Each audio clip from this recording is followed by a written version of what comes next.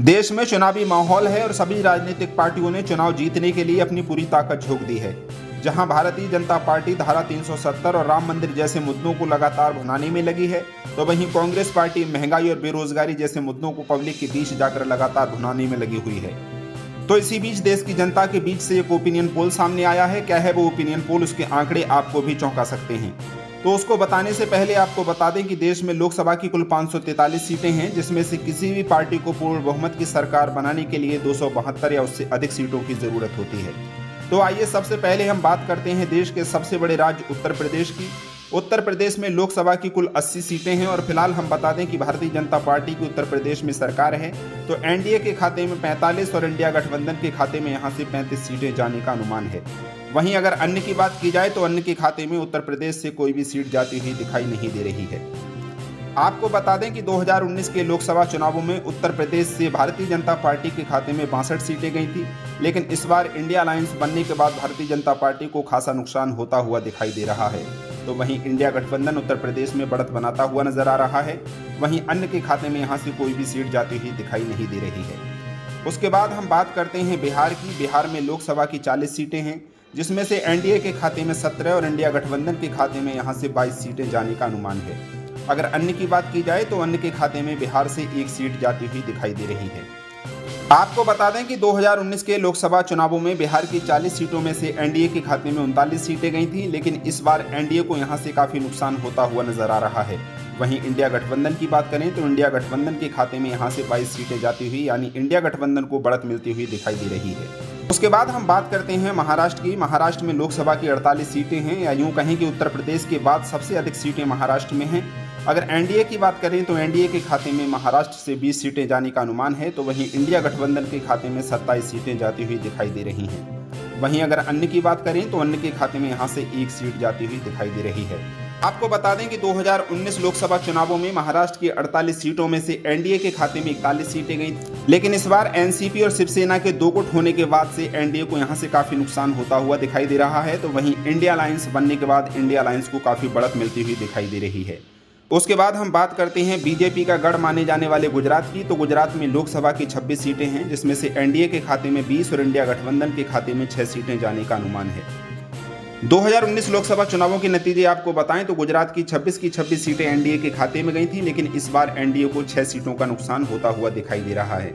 उसके बाद हम बात करते हैं देश की राजधानी दिल्ली की। दिल्ली में लोकसभा की 7 सीटें हैं, जिसमें से एनडीए के खाते में 4 और इंडिया गठबंधन के खाते में महज 3 सीटें ही जाती हुई दिखाई दे रही हैं। अगर अन्य की बात करें तो अन्य के खाते में दिल्ली से कोई भी सीट जाने का अनुमान नहीं है। आपको बता दें कि 2019 लोकसभा चुनावों में एनडीए के खाते में 7 की 7 सीटें गई थी, लेकिन इस बार एनडीए को 3 सीटों का नुकसान होता हुआ नजर आ रहा है। उसके बाद हम बात करते हैं हरियाणा की। हरियाणा में लोकसभा की 10 सीटें हैं, जिसमें से एनडीए के खाते में 2 और इंडिया गठबंधन के खाते में 8 सीटें जाने का अनुमान है। अगर अन्य की बात की जाए तो अन्य के खाते में हरियाणा से कोई भी सीट जाती हुई दिखाई नहीं दे रही है। आपको बता दें कि 2019 के लोकसभा चुनावों में हरियाणा की 10 की 10 सीटें एनडीए के खाते में गई थी, लेकिन इस बार किसान आंदोलन और महिला पहलवानों ने जो विरोध किया है, उसके बाद से एनडीए को यहां से 8 सीटों का नुकसान होता हुआ दिखाई दे रहा है। उसके बाद हम बात करेंगे झारखंड की। झारखंड में लोकसभा की 14 सीटें हैं, जिसमें से एनडीए के खाते में 5 और इंडिया गठबंधन के खाते में 9 सीटें जाने का अनुमान है। अगर अन्य की बात करें तो अन्य के खाते में झारखंड से कोई भी सीट जाती हुई दिखाई नहीं दे रही है। आपको बता दें कि हेमंत सोरेन के जेल जाने के बाद से इंडिया गठबंधन के प्रति आदिवासी वोटों का रुझान बढ़ता हुआ दिखाई दे रहा है, वहीं एनडीए को यहां से काफी नुकसान होता हुआ नजर आ रहा है।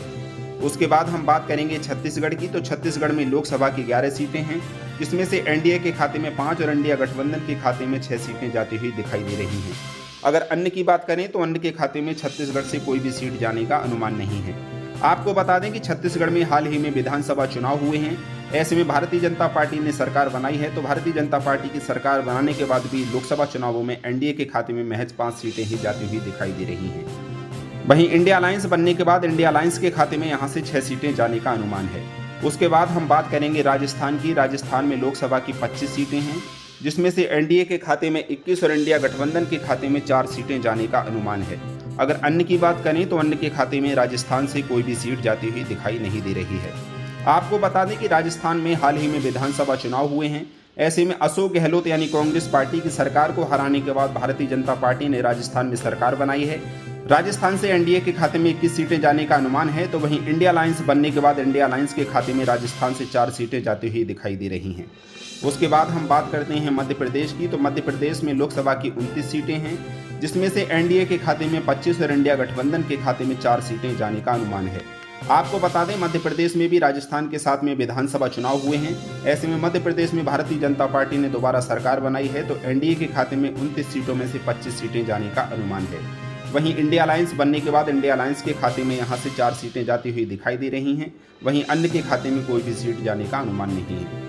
उसके बाद हम बात करते हैं साउथ इंडिया की। तो साउथ इंडिया की अगर हम बात करें तो सबसे पहले तमिलनाडु की बात करते हैं। तमिलनाडु में लोकसभा की कुल 39 सीटें हैं, जिसमें से एनडीए के खाते में महज 1 सीट ही जाती हुई दिखाई दे रही है। वहीं इंडिया गठबंधन की बात करें तो इंडिया गठबंधन के खाते में तमिलनाडु से 38 सीटें जाने का अनुमान है, तो वहीं अन्य के खाते में यहाँ से कोई भी सीट जाती हुई दिखाई नहीं दे रही है।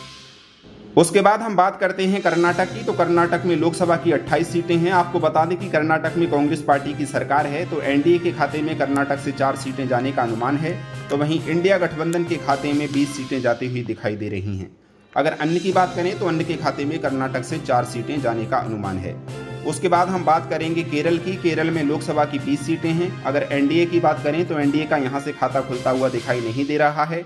वहीं इंडिया गठबंधन की बात करें तो इंडिया गठबंधन के खाते में केरल से 20 की 20 सीटें जाती हुई दिखाई दे रही हैं। वहीं अगर अन्य की बात करें तो अन्य के खाते में यहाँ से कोई भी सीट जाने का अनुमान नहीं है। उसके बाद हम बात करेंगे तेलंगाना की। तेलंगाना में लोकसभा की 17 सीटें हैं, जिसमें से एनडीए के खाते में महज 3 और इंडिया गठबंधन के खाते में 11 सीटें जाती हुई दिखाई दे रही हैं। वहीं अगर अन्य की बात करें तो अन्य के खाते में तेलंगाना से 3 सीटें जाने का अनुमान है।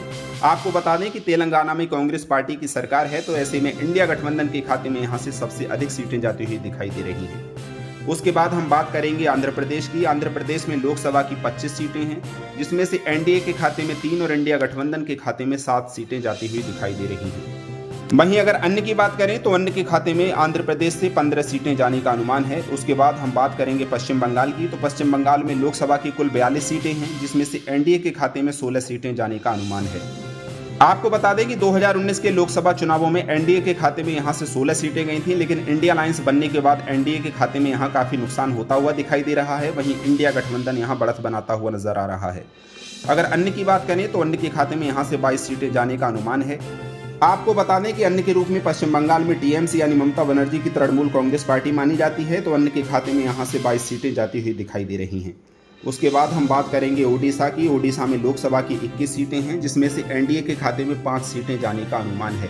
वहीं अगर इंडिया गठबंधन की बात करें तो इंडिया गठबंधन के खाते में 4 सीटें जाने का अनुमान है। अगर अन्य की बात की जाए तो अन्य के खाते में ओडिशा से 12 सीटें जाती हुई दिखाई दे रही हैं। आपको बता दें कि ओडिशा में अन्य के रूप में बीजू जनता दल यानी बीजेडी है, जो नवीन पटनायक की पार्टी है, तो उसके खाते में सबसे अधिक 12 सीटें जाती हुई दिखाई दे रही हैं। उसके बाद हम बात करेंगे असम की। असम में लोकसभा की 14 सीटें हैं, जिसमें से एनडीए के खाते में 8 सीटें जाने का अनुमान है। वहीं अगर इंडिया अलायंस की बात करें तो इंडिया अलायंस के खाते में यहाँ से 5 सीटें जाने का अनुमान है, तो वहीं अन्य के खाते में 1 सीट जाती हुई दिखाई दे रही है। आपको बता दें कि असम में भारतीय जनता पार्टी की सरकार है, यानी हिमंता बिश्वा शर्मा वहां के मुख्यमंत्री हैं, तो ऐसे में एनडीए के खाते में सबसे अधिक 8 सीटें जाने का अनुमान है। उसके बाद हम बात करेंगे पंजाब की। तो पंजाब में लोकसभा की 13 सीटें हैं, जिसमें से एनडीए के खाते में यहाँ से कोई भी सीट जाने का अनुमान नहीं है। अगर इंडिया गठबंधन की बात करें तो इंडिया गठबंधन के खाते में पंजाब से 13 की 13 सीटें जाती हुई दिखाई दे रही हैं। वहीं अगर अन्य की बात करें तो अन्य के खाते में यहाँ से कोई भी सीट जाने का अनुमान नहीं है। आपको बता दें कि पंजाब में किसान आंदोलन के बाद से भारतीय जनता पार्टी यानी एनडीए को लेकर काफी गुस्सा है, तो ऐसे में एनडीए के खाते में यहाँ से कोई भी सीट जाती हुई दिखाई नहीं दे रही है। उसके बाद हम बात करते हैं हिमाचल प्रदेश की। हिमाचल प्रदेश में लोकसभा की 4 सीटें हैं, जिसमें से एनडीए के खाते में महज 1 सीट ही जाने का अनुमान है, तो वहीं इंडिया गठबंधन के खाते में 3 सीटें जाती हुई दिखाई दे रही हैं। अगर अन्य की बात की जाए तो अन्य के खाते में हिमाचल प्रदेश से कोई भी सीट जाने का अनुमान नहीं है। आपको बता दें कि हिमाचल प्रदेश में कांग्रेस पार्टी की सरकार है, तो ऐसे में कांग्रेस पार्टी के नेतृत्व वाले गठबंधन इंडिया गठबंधन के खाते में यहाँ से 3 सीटें जाने का अनुमान है। उसके बाद हम बात करेंगे उत्तराखंड की। उत्तराखंड में लोकसभा की 5 सीटें हैं, जिसमें से एनडीए के खाते में 5 की 5 सीटें जाती हुई दिखाई दे रही हैं। वहीं अगर इंडिया गठबंधन की बात करें तो इंडिया गठबंधन के खाते में यहाँ से कोई भी सीट जाने का अनुमान नहीं है। वहीं अन्य के खाते में भी यहाँ से कोई भी सीट जाती हुई दिखाई नहीं दे रही है। उसके बाद हम बात करते हैं गोवा की। गोवा में लोकसभा की 2 सीटें हैं, जिसमें से एनडीए के खाते में 1 और इंडिया गठबंधन के खाते में भी 1 सीट जाती हुई दिखाई दे रही है। अगर अन्य की बात की जाए तो अन्य के खाते में यहाँ से कोई भी सीट जाने का अनुमान नहीं है। उसके बाद हम बात करेंगे जम्मू कश्मीर की। जम्मू कश्मीर में लोकसभा की कुल 5 सीटें हैं, जिसमें से एनडीए के खाते में यहाँ से कोई भी सीट जाने का अनुमान नहीं है। अगर इंडिया गठबंधन की बात करें तो इंडिया गठबंधन के खाते में जम्मू कश्मीर से 4 सीटें जाने का अनुमान है, तो वहीं अन्य के खाते में महज 1 सीट ही जाती हुई दिखाई दे रही है। उसके बाद हम बात करते हैं लद्दाख की। तो लद्दाख में लोकसभा की केवल 1 सीट है, जो कि एनडीए के खाते में जाती हुई दिखाई दे रही है। यहाँ से इंडिया गठबंधन और अन्य के खाते में कोई भी सीट जाने का अनुमान नहीं है। उसके बाद हम बात करेंगे लद्दाख के अलावा जो भी अन्य केंद्र शासित प्रदेश हैं, उनमें लोकसभा की कुल 6 सीटें हैं, जिसमें से एनडीए के खाते में 3 और इंडिया गठबंधन के खाते में भी 3 सीटें जाने का अनुमान है। अगर अन्य की बात करें तो अन्य के खाते में यहाँ से कोई भी सीट जाने का अनुमान नहीं है। उसके बाद हम बात करते हैं उत्तर पूर्वी राज्यों की। तो उत्तर पूर्वी राज्यों में सबसे पहले हम बात करेंगे मणिपुर की। मणिपुर में लोकसभा की 2 सीटें हैं, जिसमें से एनडीए के खाते में यहाँ से कोई भी सीट जाने का अनुमान नहीं है। अगर इंडिया गठबंधन की बात करें तो इंडिया गठबंधन के खाते में मणिपुर की 2 सीटें जाती हुई दिखाई दे रही हैं, वहीं अन्य के खाते में कोई भी सीट जाने का अनुमान नहीं है। उसके बाद हम बात करेंगे अरुणाचल प्रदेश की। अरुणाचल प्रदेश में लोकसभा की 2 सीटें हैं, जिसमें से एनडीए के खाते में यहाँ से 0 और इंडिया गठबंधन के खाते में 2 की 2 सीटें जाती हुई दिखाई दे रही हैं। अगर अन्य की बात की जाए तो अन्य के खाते में यहाँ से कोई भी सीट जाने का अनुमान नहीं है। उसके बाद हम बात करेंगे मेघालय की। मेघालय में लोकसभा की 2 सीटें हैं, जिसमें से एनडीए के खाते में यहाँ से भी कोई सीट जाती हुई दिखाई नहीं दे रही है। वहीं इंडिया गठबंधन के खाते में मेघालय से 2 की 2 सीटें जाती हुई दिखाई दे रही हैं। वहीं अन्य के खाते में भी यहाँ से कोई भी सीट जाने का अनुमान नहीं है। उसके बाद हम बात करेंगे त्रिपुरा की। त्रिपुरा में लोकसभा की 2 सीटें हैं, जिसमें से एनडीए के खाते में 2 की 2 सीटें जाने का अनुमान है, तो वहीं इंडिया गठबंधन के खाते में कोई भी सीट जाने का अनुमान नहीं है। अगर अन्य की बात की जाए तो अन्य के खाते में त्रिपुरा से कोई भी सीट जाती हुई दिखाई नहीं दे रही है। उसके बाद हम बात करेंगे मिजोरम की। मिजोरम में लोकसभा की केवल 1 सीट है। अगर एनडीए की बात करें तो एनडीए के खाते में यहाँ से कोई भी सीट जाने का अनुमान नहीं है। अगर इंडिया गठबंधन की बात करें तो इंडिया गठबंधन के खाते में भी कोई भी सीट जाती हुई दिखाई नहीं दे रही है। अगर अन्य की बात करें तो अन्य के खाते में मिजोरम की 1 सीट जाती हुई दिखाई दे रही है। उसके बाद हम बात करते हैं नागालैंड की। नागालैंड में लोकसभा की 1 सीट है। अगर एनडीए की बात करें तो एनडीए के खाते में यहाँ से कोई भी सीट जाने का अनुमान नहीं है। वहीं इंडिया गठबंधन के खाते में नागालैंड की 1 सीट जाती हुई दिखाई दे रही है। अगर अन्य की बात करें तो अन्य के खाते में यहाँ से कोई भी सीट जाने का अनुमान नहीं है। उसके बाद हम बात करेंगे सिक्किम की। सिक्किम में केवल 1 ही सीट है। एनडीए की बात करें तो एनडीए के खाते में यहाँ से कोई भी सीट जाने का अनुमान नहीं है।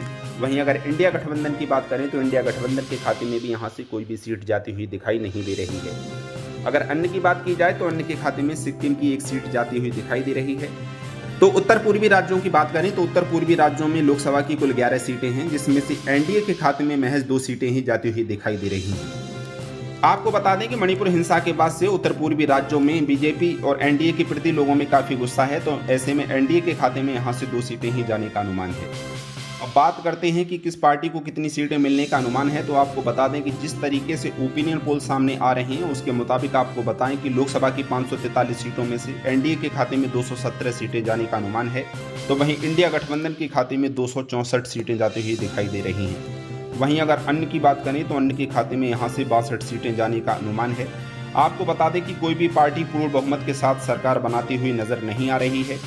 वो तो 4 जून को जब नतीजे सामने आएंगे तो क्लियर हो पाएगा कि कौन सत्ता में वापसी करेगा और कौन दिल्ली के सिंहासन पर बैठेगा। फिलहाल इस वीडियो में इतना ही। और अधिक चुनावी अपडेट के लिए जुड़े रहिए लोकसभा न्यूज़ 24 के साथ।